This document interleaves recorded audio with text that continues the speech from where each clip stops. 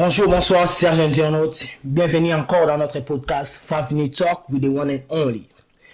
Aujourd'hui, nous avons un réel plaisir de recevoir l'homme de Dieu.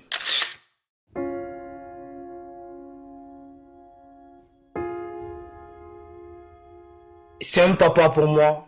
Je l'ai connu depuis mon arrivée ici aux États-Unis. Et les autres ont partagé Mininaï. Bonjour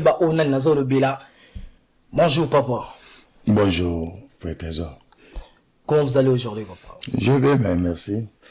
Et merci infiniment d'accepter notre invitation. Je vous en prie. Et pasteur, parlez-nous de qui est Philippe Torrent Makanda. Eh bien, c'est une question qui est vaste. Je peux dire qui peut nous amener à définir le parcours d'une personne, mais on aura le temps d'en parler. Mais je suis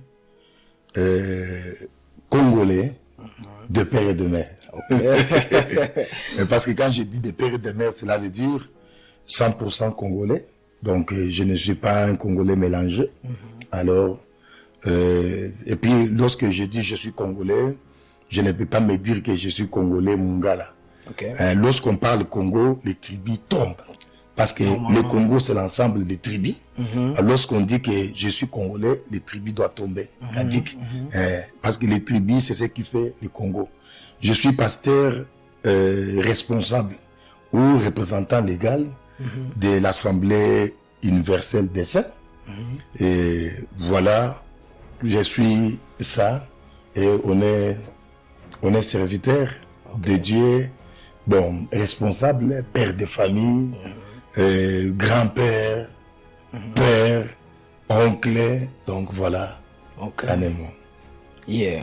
Et pasteur, je suis Congolais de père et de mère. Et il y a certains qui ne sont pas des Congolais de père et de mère, côté maman, côté papa, peut-être étranger. Se sentir en non, se sentir à l'aise. Vous savez, quand je dis Congo, de père et de mère, c'est par rapport à l'intimité et l'attachement de l'âme, ou l'amour que nous avons pour notre Congo. Mais par exemple, on est en Amérique. Alors, en Amérique, nous avions donc recueilli la citoyenneté.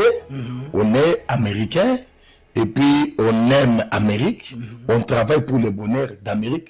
Parce que, n'oubliez pas, en tant que pasteur, il est aussi dit dans les Saintes Écritures, priez pour donc les pays pour lesquels vous êtes, et votre bonheur en dépend. Donc cela veut dire, si on peut aimer les pays qui vous a accueilli, où vous êtes, où vous n'êtes pas, où vous n'avez pas, des souches, mais vous êtes obligé de l'aimer. Alors, à combien de plus de raisons pour celui qui a un 50% des Congolais. Donc on aime, on veut bien les Congolais de 50%. Même aussi, il y a aussi des Congolais qui ont acquis la nationalité, qui ne sont pas Congolais de père et de mère, mais qui doivent aimer le Congo. Normalement. Vous voyez, qui doit aimer le Congo. Peu importe. Voilà pourquoi j'ai dit, nous avions déjà donc la nationalité américaine, tout ça, mais notre âme, notre amour, notre esprit est attaché à nos origines. Donc on est Congolais. Et celui-là qui aime Congolais, qui aime Congo, et qui a acquis la nationalité congolaise, et non pour détruire le Congo, mais pour faire avancer le Congo, il est Congolais. Parce que nous avons les Congolais des souches. Tandis qu'ici en Amérique, on n'a pas des Américains des souches.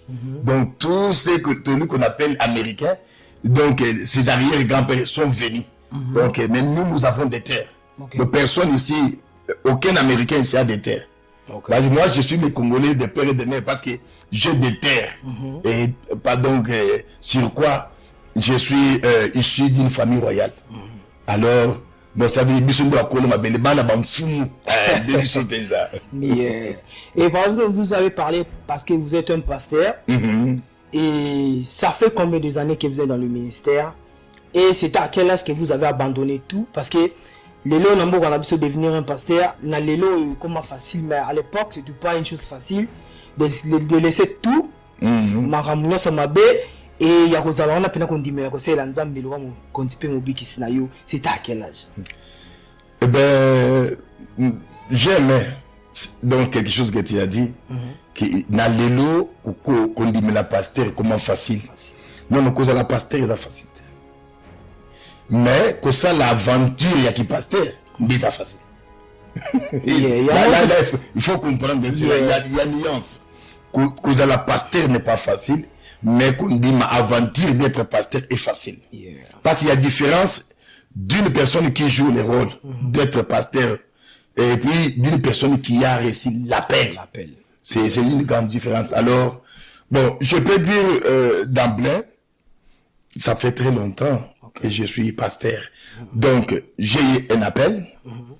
Et puis, cet appel que j'ai eu a été identifié par un père de la foi, alors qui m'a encadré et qui a fini par m'enseigner et puis qui m'a orienté à comprendre mon appel. Et puis, j'ai commencé à servir dans une église. Je suis serviteur de Dieu. Je sers donc nazali kolonga ngana mutu waza kokambanga wazo diriger ngai osali mabe awa osali donc malamu kuna akumisi osali mabe apameli a corriger ozongeli et jusqu'à ce que nzamba ekobenga biso to salela ye, cela veut dire tout ça la parcours mususu, parce que quand je dis Nathalie représentant légal, donc je parle de la manière des hommes, cela veut dire comment c'est moi qui représente toute la communauté, c'est-à-dire je ne donne pas les rapports quelque part. Alors, donc voilà, mais depuis là, nandimi na bumwana. Nga nandimeli nazo kende bon na holo bake nandimeli zame nazo kende classe na uniforme. Donc nandimeli bongo na uniforme tout le bake nandimeli paysa tango na komi na matina deuxième CO. Wow. Yeah. Tango alors maintenant na dimili siko nzambe na loyenge. À cette époque nabiso le moment wapi époque où comment on appelle ici l'église évangélique. Non, donc début de la naissance de l'église qu'on appelle chez nous église des réveils. Mouvement des réveils, parce que à notre époque na Congo biso ibaki tout ça bana miki to kaki banzambe bazalaka biso to koli na kishasa na mama où banzambe bazalaka donc banganga bayibanaki oui bike no par exemple so kila makala ngunza ibanaki na yake kuna azalaka nzambe ba musula ibaki ke nganga to banganga bayibanaki à cette époque là quand mouvement réveil zoya alors tozaki bana mike ti ko kumbama ya on lobi na ndimeli na mipesi bon na loyenge nanu alors ti maturité goya bon na ki pasteur depuis bani ko servir na lo lenge na komi ko na komi lelo donc représentant ya communauté, je peux dire que plus de 30 ans. Waouh. Réponse il va gagner plus de 30 ans. Waouh. Et qui les komakizaki allait d'accord parce que et vous allez me soutenir par exemple ngai na komaka servant na catholique et ça parce que ba camarade na baza ba servant bazaki trop aimé na classe donc que ngai on peut ça na comment peut servant c'est que ça qui allait d'accord pour ça qui eh ben je peux dire que d'abord je suis né religieux. Et quand je dis religieux, je suis né dans une famille catholique. Mes grands-pères étaient catholiques, peu importe. Mes parents également, donc na kipe na la malungi na kulape baptême na pe communion. Alors le ko là-bas na nyonso, mais nyonso na ka loyenge sans conscience. Alors même aussi tant on peut na bandi donc comment dire na komaki kokende nazalaka neti batemo de Jéhovah bateyanga na banda koninga bayaka na kende na salle d'études mais nyonso les avant loyenge. On a comprendre les kagaté. Et puis, tant au mouvement, ça me malamu. Parce que je peux dire que, en tout cas, j'ai aussi un mouvement où il y a un peu de temps. Avant qu'on ait un mouvement, missionnaire rebellé. Au Bayana arrivé, na kisa ça va sauter. Mais, comment il plus attaché na Zame Malam. Alors, na Zame Malam, na Olbaga, peine à yenge. Mais oui, mais Minga pour les conscience à s'engager. Moi, je peux dire que c'est là où, bon, dans le baquet, tu veux dans l'église, et bien, c'est là qu'il y a religieux, mais pas dans l'embêté. Cela veut dire qu'il vit comme tout le monde. Mais si pour nous, comme on a pris à s'engager, je me rappelle, la qui est actionnaire dans Marsavco. Quand on a actionnaire à Marsavco, et c'est là qu'il fallait qu'on ait un dépôt. Il y a Makabilo, il y a Marsavco, Mafuta, Savon, Biloko Boy. C'est à ce moment-là, dans mon côté, des points, les alaki, filmo babana olegana. Ok. Ce que filmo babana kolekana ngai, moteme beti. Abio filmo yo penza ngai yao. Alors la kanisa qui na quoi entre temps na baki oyo, les alaki mettre ça s'engager na bolingo oyo na région là qui à venir. Coup de foudre quoi. Alors bon, là le café, fille, ce qui fille wana à koko kuma ba fille à lelo, nous qui l'échanger. Oh, okay. Donc malgré que dans la maison, fille andima na ngate. Wow. La landé la fille. Et puis ça va là pour me langa. Abanaki ko netu ndire ko finanga. La tout ça. La meilleure ne balandaka. Na ko banandinga bakino oh ngana ça na ya ndeni ngulu. Na babuté de moi ça bon sanga. Alors je me rappelle et c'est là qui na master mo ça quoi là ya comme tout musate. Na sur l'année bien na gagner. Alors zo ande ya azanga bila morale. Alors maintenant il va quitter ils avaient lukuta. C'est quoi fille a singi au titre mo le aller biso motem. Non, c'est là na ngi bakira ko bagana ndaki mbaka ça. On dirait qu'il y a un abangi la kaba bamomi quoi. Sikoyo bakomi ça il convertir. Bon, c'est parce qu'il a ligne qui makasi. Wow. Sikoyo na il faut comprendre na si na pasteur oyo na moni que azo jouer ngai ma mbebele. Alors na kati yango na bishi na beaucoup de pays yango pe kataka pe moi relation na ngana la comment yo ça la ngama malembo. Alors tango isili mukolo mususu bon na ko wana makambo moti vele. Alors il fallait ko changer pe maison wana. Alors mukolo mususu na telemi liboso ya lopango na biso. Là comment on a fi yango zo lekana na moni na moni donc moi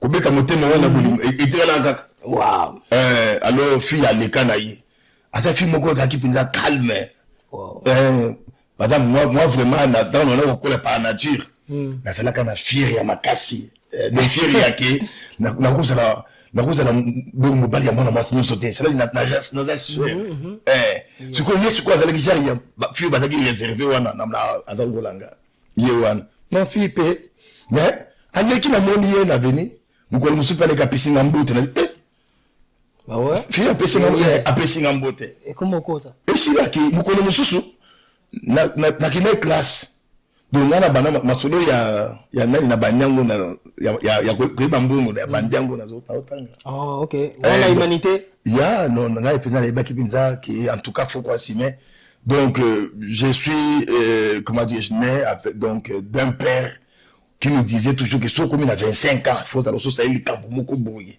Alors donc esprit à créativité et les gars qui belé les gars qui belé puis n'attend on les a quoi le loté n'est pas Kinshasa automatiquement kaka na loyende ya komela et Kobina parce que je me rappelle que mouvement où utaka bani ya kala où bani ko kanga na Kinshasa bani ko kanga bato babeta badam bon bana beta bato badam pamba bana kanga bato bana bazobuya ko kende mosala bali batala ba chômeur ba beta nani wana sera Mobutu na sera Mobutu na mwana ba kanga bato oyo ba beta dam po ba boya mosala bato bana ko linga chômage bana ko beta ninga badam ba chez dam bali des cartes bana ko mona ko leba ke nous ka métier baza distrait alors il y avait tout un service écouté bino beta ba chez ba carte ba mbongo ba GDC badam ba kangi donc bito ya bana miki tole wali kambo zaki na service mobenga mobile za genre le kola police kaka na unité moko na date kuna pona okanga bato wana o bazoki ma classe o bazoki ma misala bana okanga bato ndengo wana wow sikoyo tout ça et révolutionner biso tant toujours kola ezalaki okomona mwana mukete na moyi déjà so wintereleki azo yinga boyo okomona bina babala te cela biso à tour après midi en tout cas au mona été à tongo bakei au mona pele et puis okomona mwana mukete azala uniforme azana bar to azala nzela mo boye a telemi tambola ezalaki penza donc ce que ça qui est between like 12h to 17h mwana muke na balabala mabe donc biso to vivre Léopoldville bon ça veut Kinshasa c'est changer combo mais et continue à rythme ya Léo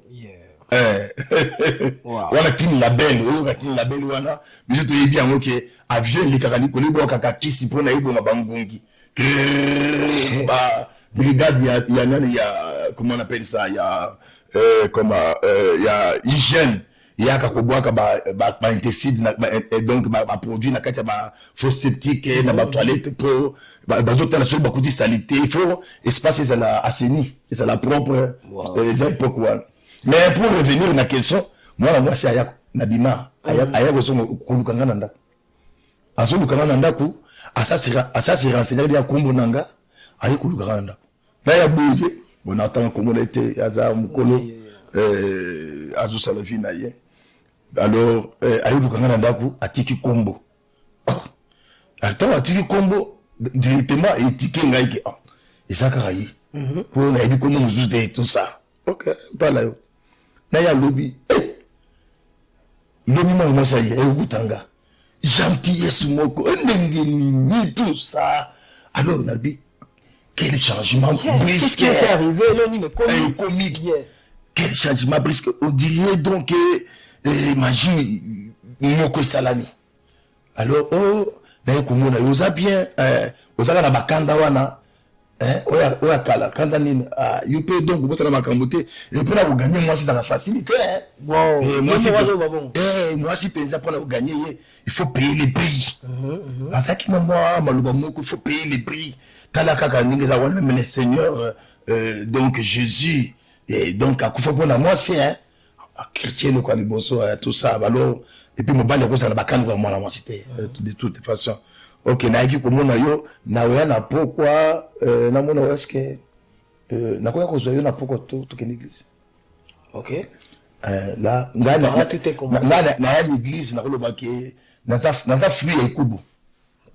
Donc na za gagner na lo baki na bolingo. Ni ngana yo wala sikoyo ba connaissance so ukendaka wana na kendaki nanga me wana izalaki penza oyo salaki ke na comment dirais-je na ezaki voix on a matracé pour la qui n'a qui est sérieux à même dans l'église na comment l'église ba teyi kotinga na sepeli makasi lobi na ko na ba teyi kotinga na botaka mateya fin du monde de la marque de la bête alors ce gars enlèvement yi ba katibidi mama boko na ko yoka sikoyo mutima tout ça bon tu vois là au kende l'église et c'est là qui facilité et puis c'est qui m'a bosso ka enseignement ndengwana et puis poto ke ndasuka semaine yemo ko bandai ko ya ko zwanga mwana mwasi akoya ache parfum kutu yekutu mtapesa ngai gu ya kusala shop ya banani ya ba parfum mais gu na ndenge nini ya kitango azo ya bono mwa masaka ba solomo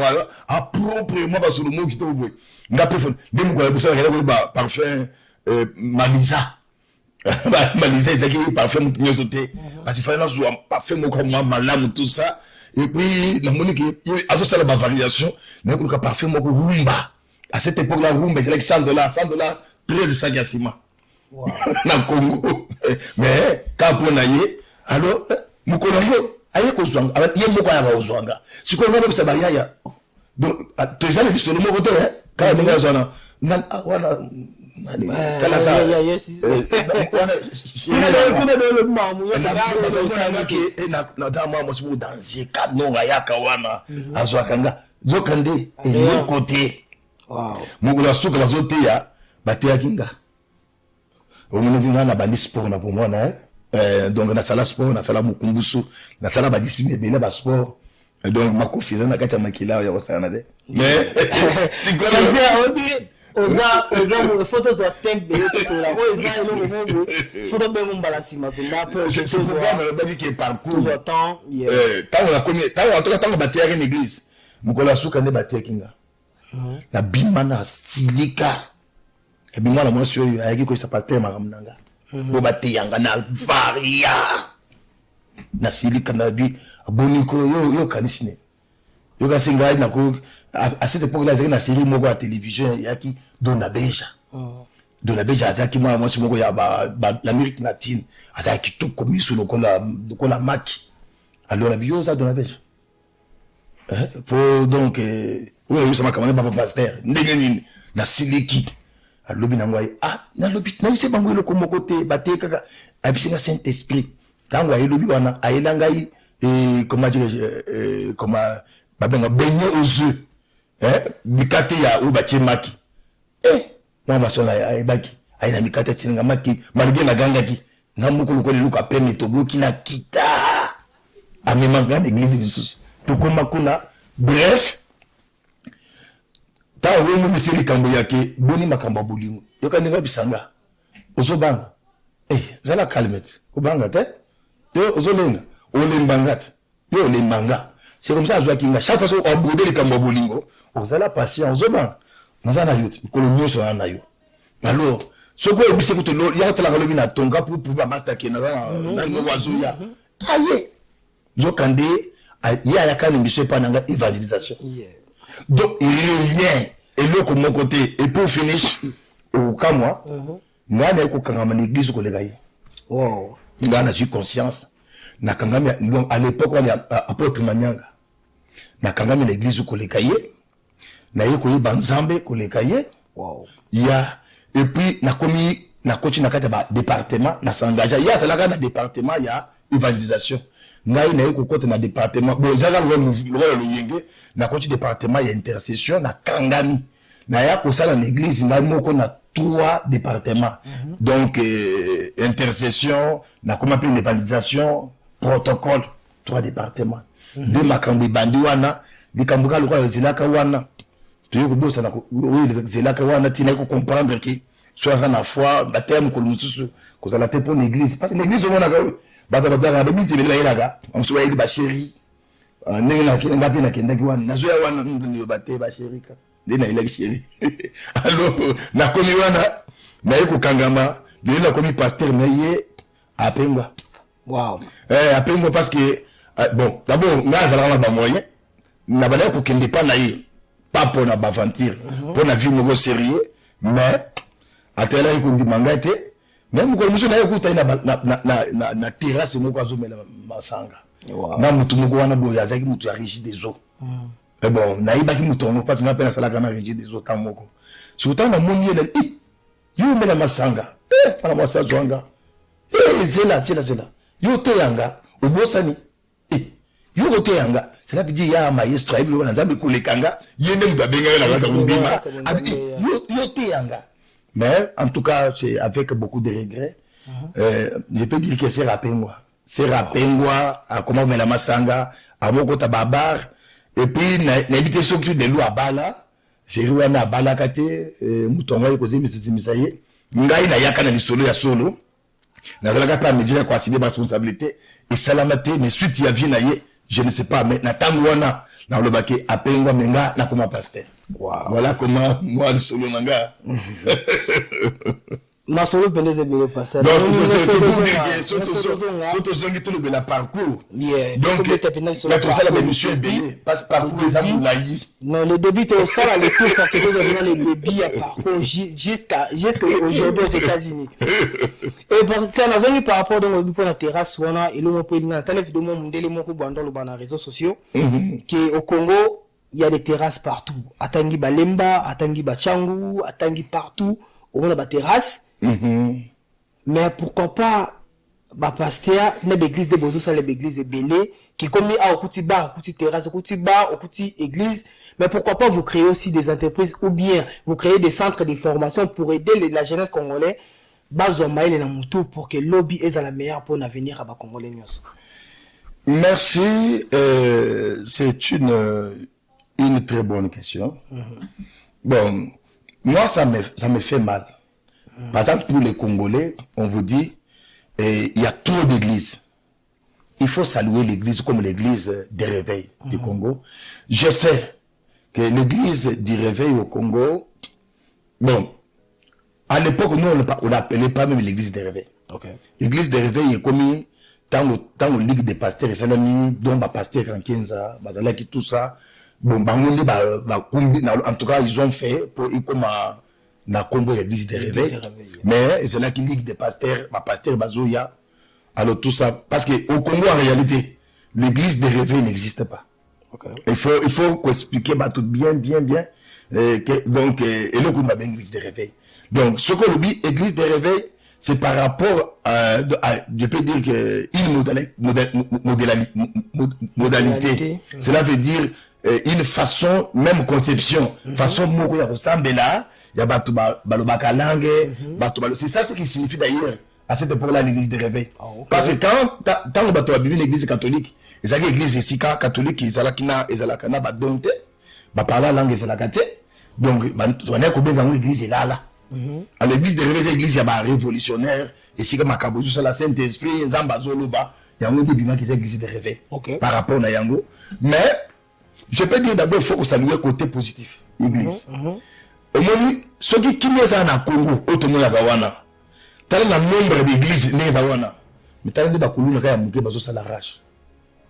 Bon imaginez peu que celui qui est l'église des athées, tout le monde va faire nous sur l'église wana. De Bazawana Bazali maîtrisé par le Saint-Esprit. Bazali maîtrisé par l'église. Bon, en réalité il faut que l'église va travailler dans l'état.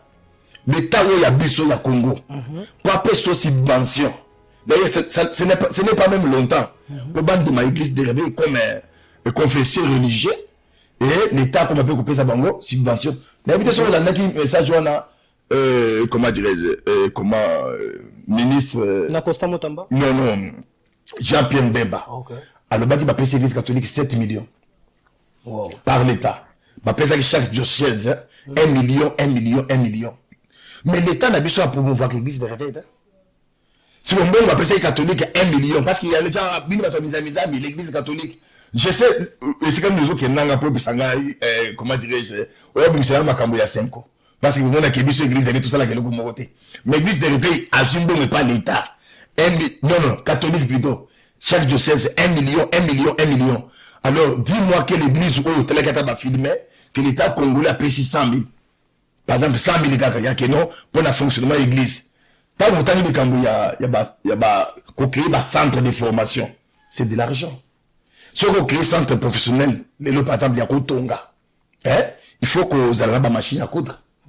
Alors, si vous avez une machine à coudre, vous avez un formateur. Il faut foutre dans l'autre. Parce que les formateurs, ce sont des professionnels de métier. Alors, il faut que vous foutez dans l'autre pour bailler à Copes.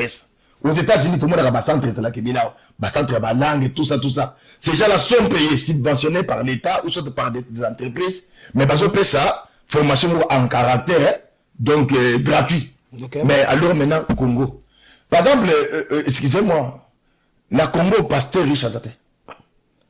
Au Sanga, au Toandabi, au moins, on n'est pas pasteur congolais, pasteur congolais riche à Zate. Mon ami, au moins, on pas pasteur, Bazawan, au Mabouza. Sur la réalité, je parle par rapport même à moi-même. Nous sommes au Congo, dans d'autres temps, mais laisse-moi te dire, dès que on a un représentant, non? Église, l'église, ils ont la charge, par exemple, que va foutre l'angaï courant chaque fin du mois. Église, et le rendez-vous. Mais c'est pour dire créer, réseau belé, à église, beaucoup créer, centre, ils ont 5 moyens. Et puis l'église, je vous dis que l'église des réveils, les églises souffrent. Pour la recevoir moyen, comment la maman bonne, je vous dis, moi 500 mois, l'église souffre.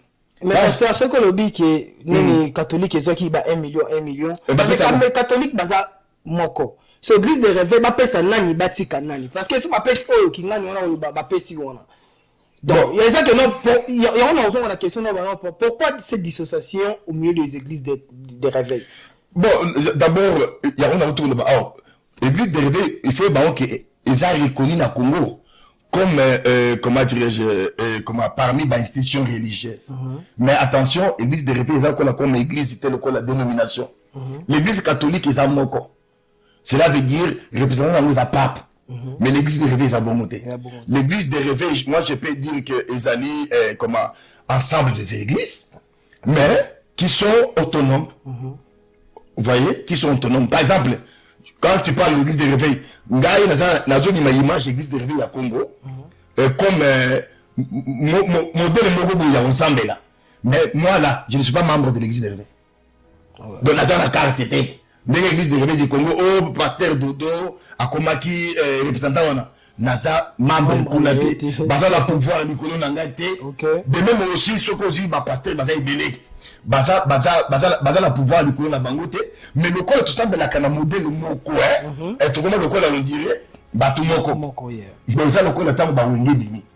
Batu, ça va être ta musique, il y a ba. Donc, c'est bien, ma cache, on a combina, Bachen Navelo. Génération Wenge. Ah, donc on seul on a Wenge.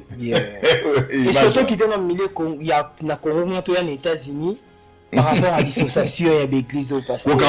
Kokabwana. Mutu mo mo na kado mo, beto so ya.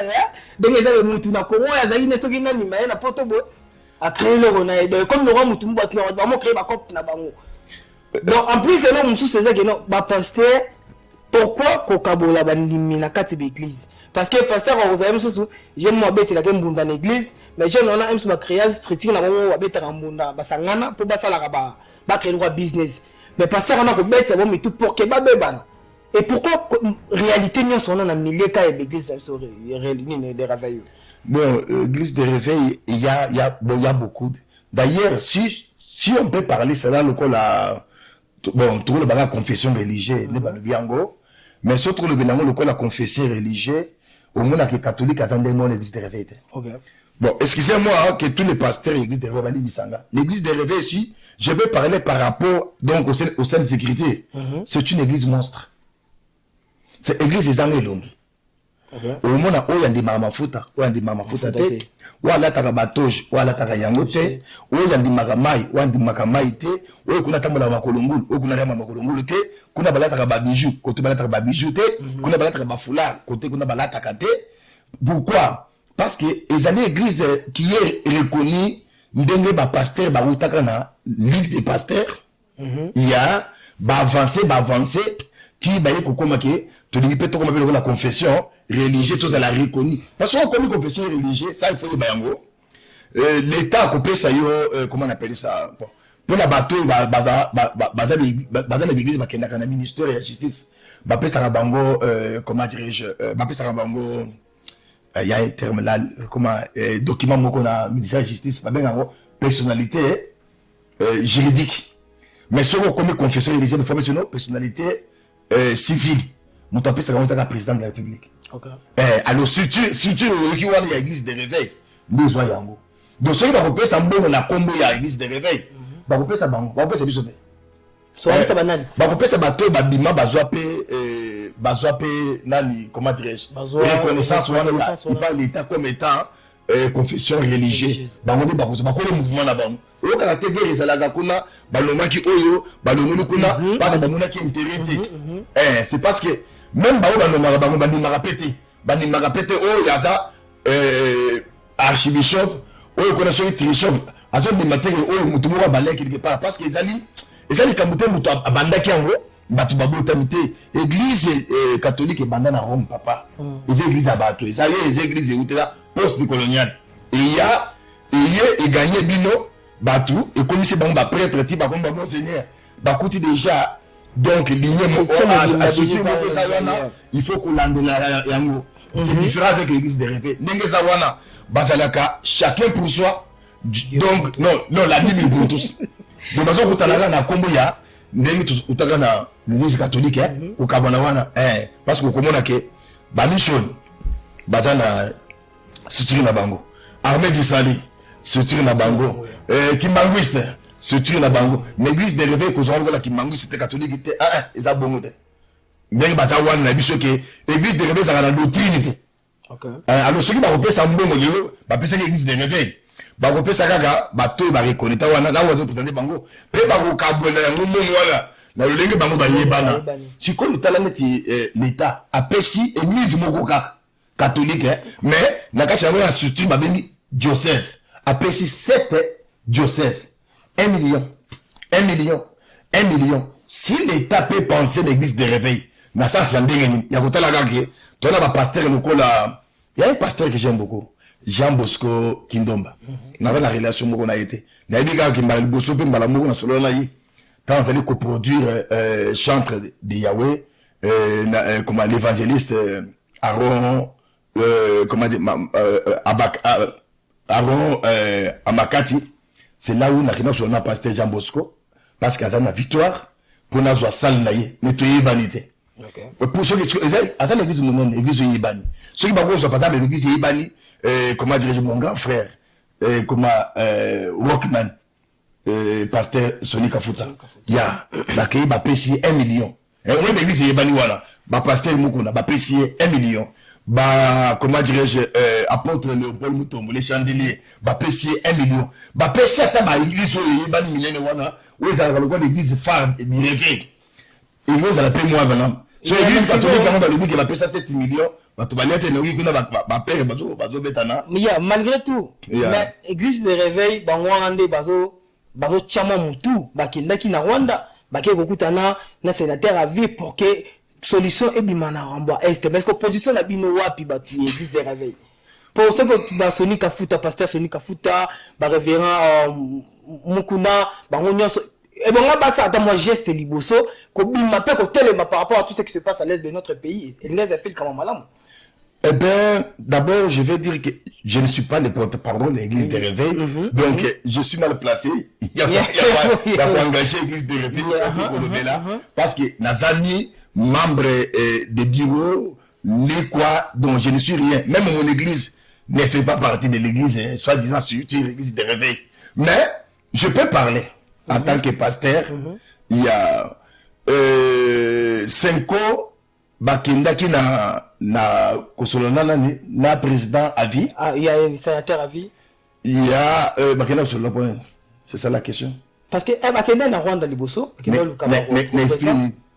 parce que dans le temps nous solution à tout ce qui se passe dans Mboka na biso. Malgré tout, il y a des choses qui se cachent derrière tout ça, tu éviter.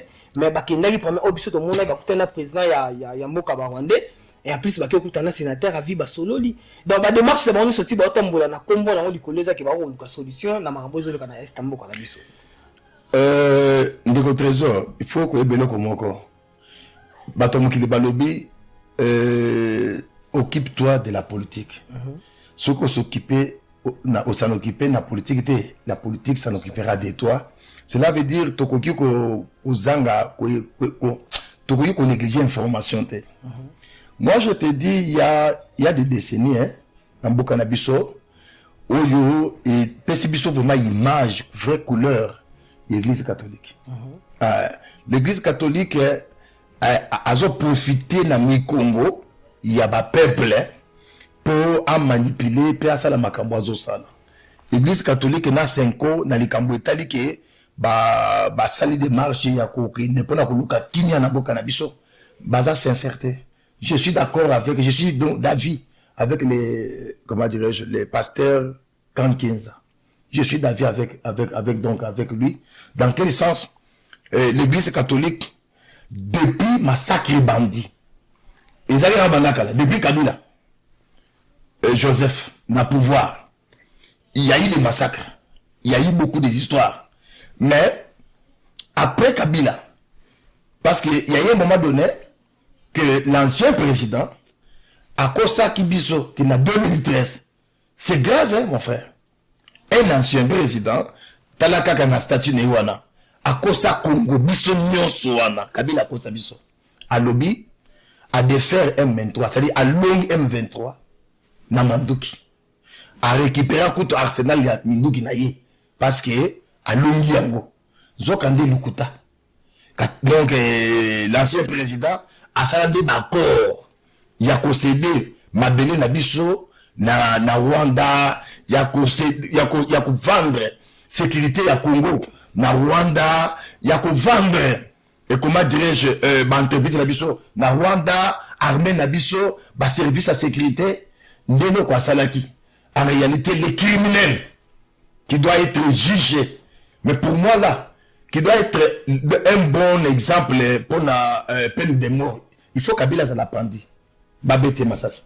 Parce que à ça la haute trahison.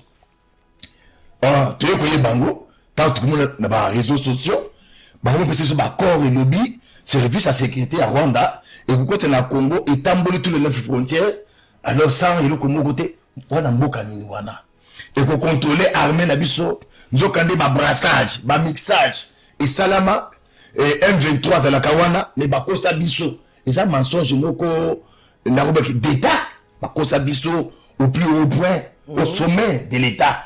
Donc cela veut dire que, Papa Nanga, moi, il y a beaucoup de points que je ne suis pas d'accord avec le président Tshisekedi.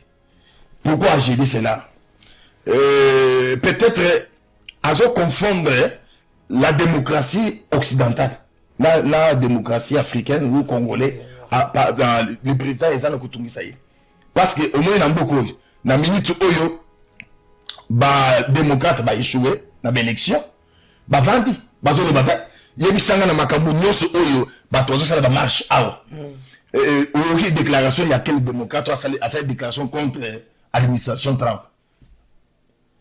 Joe Biden a outi ko bima oyo ki alobi Obama bima kala ayaki kututi na campagne pour na Kamala est-ce que azongi ba cette déclaration Bush aza ba cette déclaration te voilà ba pays a développé mais tant qu'il y a une attaque à pouvoir alobi to confiner les passé tu la justice libre, c'est quoi abandonner les ressources.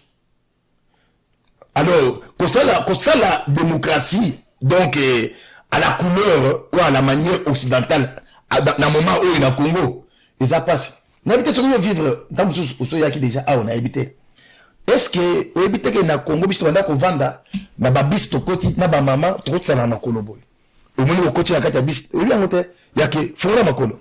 Maman fongoli makolo baba oyo bozotala na boyi tolata na bilongi oyo fongoli lokolo boyi oyo aussi le kolo kushina le kushina le kolo mutu mususu oyo kutu kodi bozo bovani na bise bozotala na boyi ezaka baba wana et pourquoi je crois que vivre en peut-être aux amants na muke tant que Kabila ye alobi bise photo vana ka business total liboso makambu teke no au moins benza okomi mwana mwasi mo la tichi ba mukuse so pour boka bola makolo faut bel d'archive boy ba molé nyonso et bimi ba kwisi bimi libanda au kotisi le koloboy bo tout en aboy boka mo le koloboy po boko tana kacha bis alors ba beta ba to ba film ba kadogo tanga ba beti film que bis nyonso la batala liboso tanga ba beti film na kita liboso ba tuni balete et ça là un mois 2 semaines ya film ba to azongi na nzela Mosé a Koufi, bah tout ça, bah c'est dictateur, mais à Tébis quand même la baraille. C'est quoi confusion de Yamouan? Église catholique démarche na bango, obazo qui est ti, bah moi na batukuna. Moi je ne suis pas d'accord avec l'Église catholique. Je ne suis pas d'accord avec comment ECC Obasangani. Pourquoi?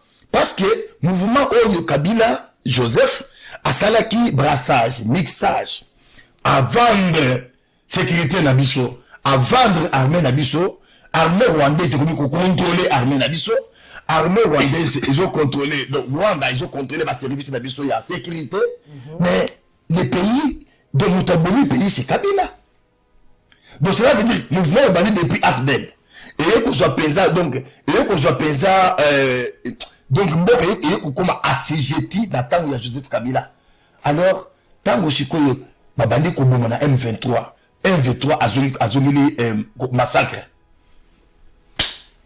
Ndekolanga, Église catholique est condamnée. Ce qui fait mal est que tant que M23 a vu Goma, Bazali Koboma, Bazali ko exécuté, massacre na bango, et refit Azole Belango, France 24, Azole Belango, Bachel non c'est international, Bazole Belango, mais l'Église catholique a condamné. L'Église catholique a condamné Tshisekedi.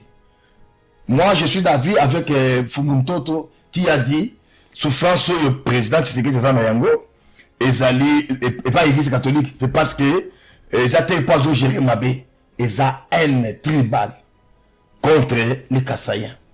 Donc voilà, c'est là où nous en souffrons. Et les mêmes gens là, parce que dans la top Congo, Monseigneur Chole Alobi, Tshisekedi Fala Namakamouto Komeli, Soka Boyi, un jeune homme courageux, viendra à détrôner et Nasuka Lobi, les décors est déjà planté. Après, tout le monde Christian Malang aïe. Cela veut dire qu'il y a beaucoup, même il y a beaucoup, n'a qu'à préparation, beaucoup d'État. Donc, l'Église catholique donc fait partie. Donc peut-être nous tous les babou, n'a dit ma catholique dépasse. Je trouve le catholique 5 ans, pas catholique en général, mais je peux dire structure on est à 5 ans. Ils allaient dans la branche moko religieux, il y a M23. Waouh. Yeah. Ah, le Congo, les amboga na biso nyonso, passion les comme la bande qu'on a biso, ils comme la biso nyonso pe otoza. Et pasteur, c'est quoi votre tendance à l'église par rapport à Mambozo le Ghana Est et Mboka na biso? Est-ce que qu'est-ce que vous prêchez aux gens par rapport à tout ce qui se passe à l'aide de notre pays? Moi je crois que depuis comme depuis toujours, moi je prêche toujours l'unité, l'amour du pays. Personne n'avait souhaité d'être congolais. Okay. Dieu nous impose d'abord les parents, parce que tout le monde a pour nos parents. Dieu vous impose les parents, il vous impose la famille. Pour ceux qui font moto pour nos parents, famille à to éviter. Alors maintenant le Congo est salama parce qu'après l'indépendance, le Congo est quoi que sont dans les mais tu vas décider bavanda ensemble parce que le Congo est différent. Congo est salama te kuna bambo comme ça. Congo est salama ndeni. Congo est Congo et c'est la candé ensemble des terres. Congo est salama Congo te ma communauté. C'est là où je voulais venir que au moment de l'eau bazo be makambu ya monseigneur Cholo le bati que bazali ko maltraiter baswahili na Kinshasa, c'est qui est faux parce qu'il faisait allusion baswahili le kola batuti. En tout cas il y a un grand problème qu'on appelle Nakati. Mais Congo, parce qu'ils sont aussi tout, par exemple, Congo, Balobakao, Banamulenge. Tu as Banamulenge na Congo. Et donc, tribu Mokozawana, il y a Banamulenge. Ils ont la gâté. Tous la communauté, Touti, de Rwanda, au Congo. Bazaba Congolais, qui ont acquis la nationalité. Là, j'avais même donné, donc, ce que c'est l'analyse, donc, d'une manière scientifique, j'avais donné raison au président Tshisekedi. Tant qu'on a dit que non, Batouti, Bazaba de Gonabiso, Batouti ou Bazou nationalité, de Gonabiso. Parce que Bandimi qu'on va dans Nabiso. Mais, Banyamulenge comme étant tribu et ça l'a raté. Alors, par rapport de nous, l'église de réveil, tout autres à Bolingo, tout autres à Bolingo, Yamboka, tout autres à Bomoko, Yamboka, quand on dit Bomoko, Yamboka, cela veut dire qu'il n'y ait pas de tribalisme. Frère Trésor, ma famille Nanga, famille Langai, tout ça, la Makila, il y a Bambesa. La famille Nanga. La famille Nanga, tout ça, la Makila, il y a Bambunda. La famille Nanga, tout ça, la Makila, il y a Baluba. Voilà pourquoi on a eu sur la Binaza congolais. Parce que ceux qui ont le Binaza, il y a sur la Binaza. Ce que Makila, c'est quoi Baluba ou Tchangwa? Ceux qui ont sur la Binaza, Makila Bambese, ou Tchangwa, ou Bambese. Tout ça, tout ça, 450 tribus. Et ça, tribu, moi, vous en avez Ozaïr. Bon, on a habité le Loba Kabola. Quand Bakabouni, ceux qui 26 provinces, il y a dans soutien, il y a un soutien. Alors, on a Ozaïr. Bon, ceux qui ont dit que tout Kabola, tout qui est dans Bikolo, ceux qui ont Netingaï, au Kabola, de la Bisson. Bon, n'a pas de manan. Mais cela veut dire que, toute église de réveil, tout est déjà Bolingo. Netinga, n'a pas Bolingo. Il faut pas s'en passer parce que balana bayombe basakata bambunza banani baswahili puis bazaibele to balana, c'est ça le Congo ton dimanche qu'on va dans l'unité one. Alors ce que l'église de réveil continue à faire, c'est prêcher l'unité et puis côté le mela donc le tribalisme. OK. Yeah. Wow. Tozaïma Moulaï. Moi, je suis peut-être moi qui peut-être parce qu'il faut te découvrir ma belé. Tu vas passer à même sur la politique. Il faut que tu fasses la vie souvent, tu as bien. Parce que mademoiselle Belé, chaque jour il y a de nouveaux dossiers qui sortent. Il y a mademoiselle Belé. Je pense que notre live, ok, les cas directs, pour que tu as au lieu de tout ça, tu as live. Merci. Yeah. Et passer à dernier mot, nos amis. na bitumba este lelo banini kopesa bandeko na biso bazomona réalité wana ko réconforter bango kopesa bango makasi pe espoir que eza moment ekoleka nango mboka na biso kotikala ini. Ben frère Trésor, tango par exemple tango ndeko Chole où asali qui communiquer à lobby bazo maltraité baswali na Kinshasa et ça là il n'a pas. Naza na grand frère nanga, mon grand frère, mon sang, aza major, aza na ligne de front habituma. Bon a habité sur Chole, ndeko na yo ya piata na ligne de front. On va maltraiter.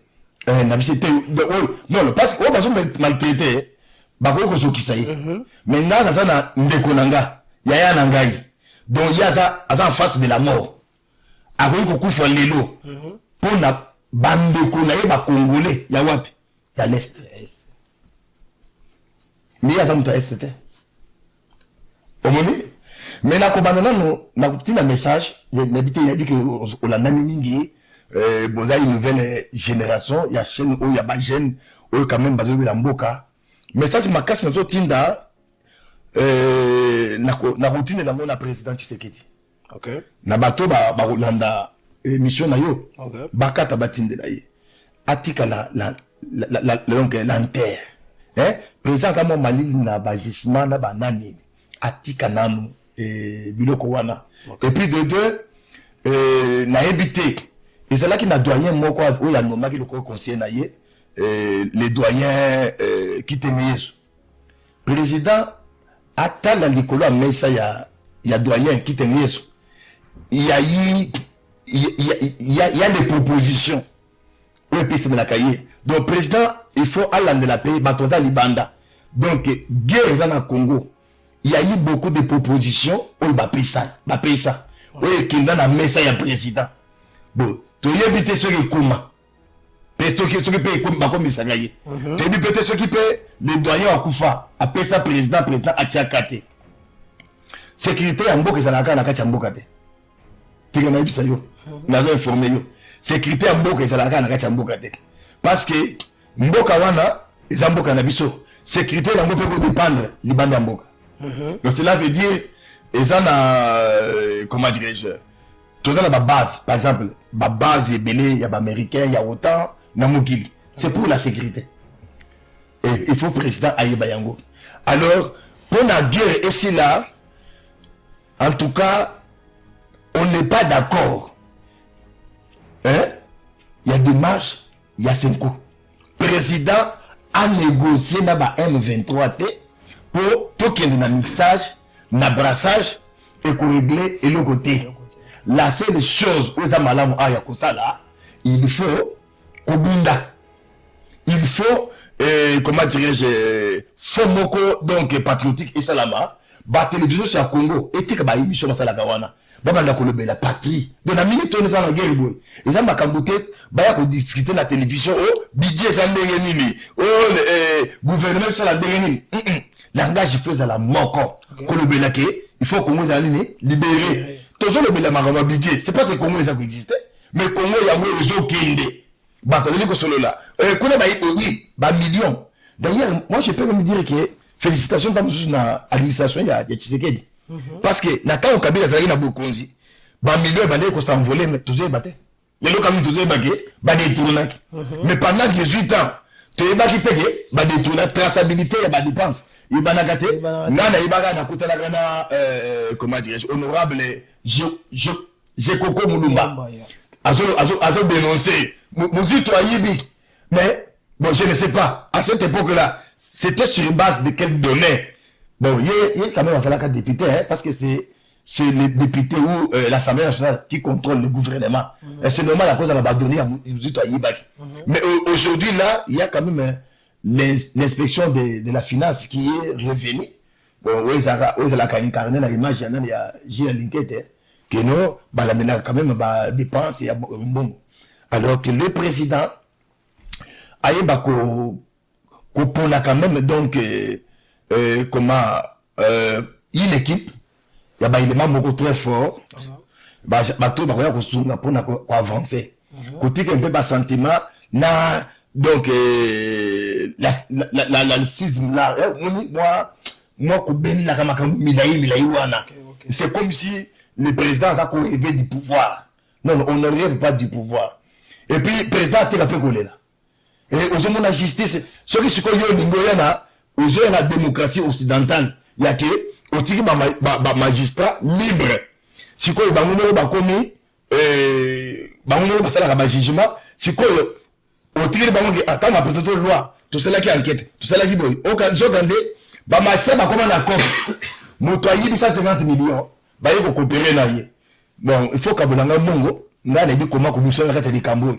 yebisa bavocat no basamba boye tama okoma boto ozala coincé okozala acquitté lobi nango nde bongo tomoni ke procès 100 jours esalami kope esalami bamagistrat na Congo tika na biso ndeko trésor baza na bavila bamagistrat oh là là bato baservice ya renseignement ebele baza bagrand compéra toyebi bavoyage oyo basalaka est-ce que président ayebi yango ke bato bazala na baservice spéciaux baza na bavila baza na baappartement baza na babiloko bon déjà ebisanga soki moto azwaka biloko ndenge azolaka mpo bapermetaka baarme ekota bango balandelaka te baconteneur ye il y a des trafiquants d'armes na Congo mais oyo basalaka mosala wana en complicité na baservice alors yebisanga ke ntango oyokaka ke na este kuna toza na 150 soki 200 milices kuna wana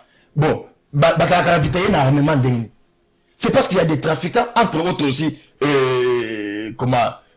Moïse Katumbi azala trafiquant d'armes baza ebele sikoyo batabelaka ndeni mpo arme ekota ese baservice ekotana te batabala baservice ya sécurité donc nyonso wana il faut koassainir donc l'appareil na biso ya sécurité l'appareil judiciaire donc nyonso wana alors mais mpona kimi ekota na est bitumba il faut kobunda alors soki sikoyo obundi okoimposer loi na yo mais soki sikoyo obundi te mais okondimaka carnet de charge ya moto azoya te parce que c'est celui qui est plus fort qui dicte la loi alors soki sikoyo bobundi te eke bokoki te M23 elongi bino bakoya balobi ok lokola kimi ezali nde sikoyo baye ministère ya défense ya biso tovanda finance eza ya biso sikoyo bakopesa ye akozala président étiquette bakopesa ye pêche élevage nde bakopesa ye enseignement primaire lokola yolinga gratuité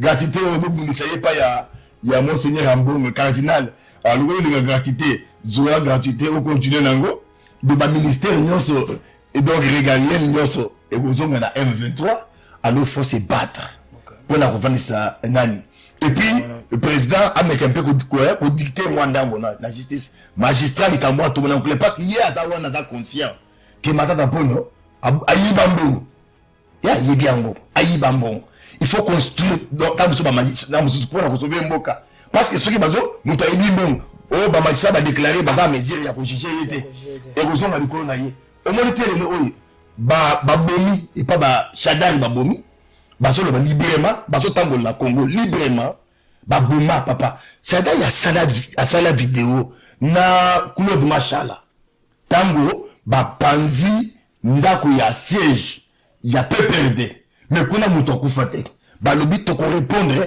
coup sur coup da butu nango siège ya UDPS ezalaka brûlé incendié et puis baboma batokona soki 9 personnes mais bato wana batambolaka librement moi je crois batambolaka librement peut-être bakoro yango balobaka yango wana eza grâce à bakoro s'il y a des accords que le président se libère.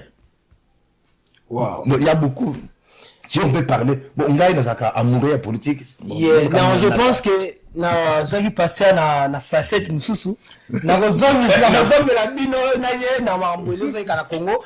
Donc ceux qui vous en pour ça pasteur azonga beaucoup commenter na c'est bosenga pasteur we want him to come back et to zo ali susu parce que to yeux moi tant yo asa mutamakambo belé to yeux pour que to betane lisolo mais to ki pena mambo belé bimi na sima photo zo mbala sima donc bon olanda biso boza na posta pasteur beaucoup manase toza na posta pasteur aya lisusu abeta masola politique Et je pense qu'on est arrivé à la fin de notre bon, je ne peux même pas dire que c'est la politique, c'est la Mboka. Il y a Mboka.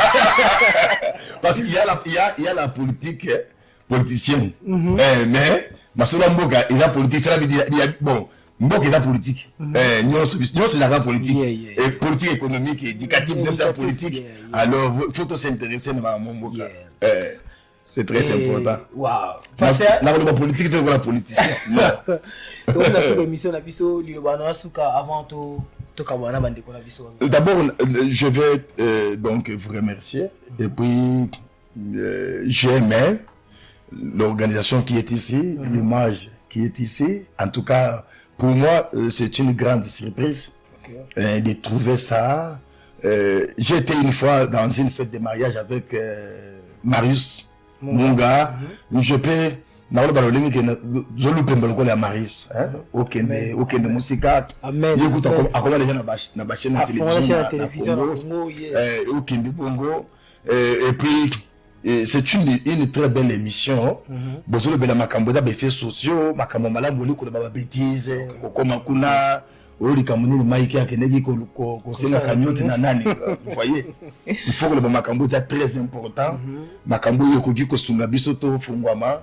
Mais les locaux la kosenga na congolais ezaki bandeko surtout bavanda en États-Unis politique ya Congo kaboli bato frère trésor politique à Congo kaboli bato et puis sur la ndenge makasi je trouve que kaboli bato baza plus immature donc nous montazo ba français bien et puis ça tanga na campus mais nous on a que aza envoûté par ces démons ya tribaliste de moyen à analyser les Congolais ça mal de Congolais de plus en plus tozali comment les Congolais se faire juste éloigner au lieu de s'unir.